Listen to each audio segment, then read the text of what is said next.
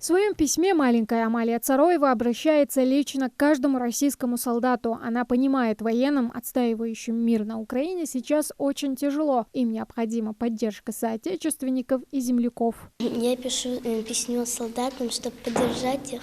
И когда они вернутся домой, я им спою свою любимую песню «Защитники Отечества». Всероссийская акция «Письмо солдату» стартовала 1 марта. Письма в поддержку российских военнослужащих, участвующих в специальной военной операции на Украине, пишут по всей стране. Вот и учащиеся Молгобекской гимназии подошли к этой акции с большим энтузиазмом. Дети старательно выводят каждую букву в простые и искренние слова. Желают солдатам поскорее вернуться домой.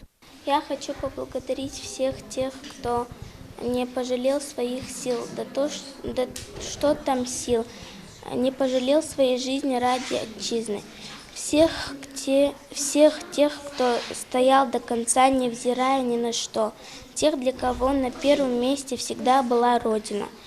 Многие из тех, кто отстаивал свою отчизну, уже давно нет с нами. Мы их благодарим за то, что они жертвуют собой для нашего же блага. Но, иншаллах, они все здравы и вернутся домой к своей семье. Надеюсь, что это письмо их, поднимет их дух. Написал письмо солдатам и Артур Полонкоев. Мальчик надеется, что его письмо попадет в руки отца и его сослуживцев, которые участвуют в спецоперации.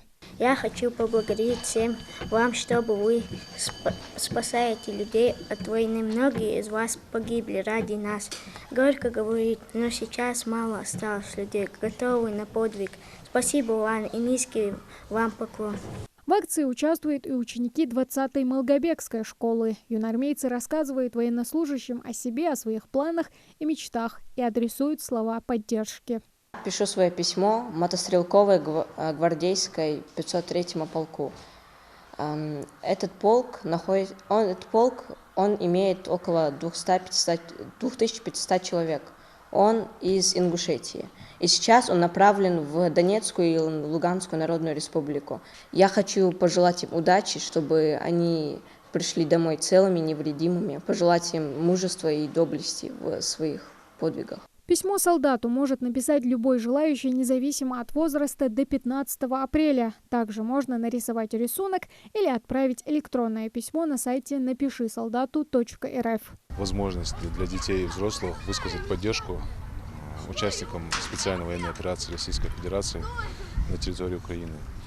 И написать письмо можно в двух форматах. Это бумажное письмо и электронное. Трогательные детские послания упакуют вместе с гуманитарной помощью. После отправки этих писем юноармейцы примутся за новые. Тамара Хашагульгова, Мухаммад Белакиев, Новости 24.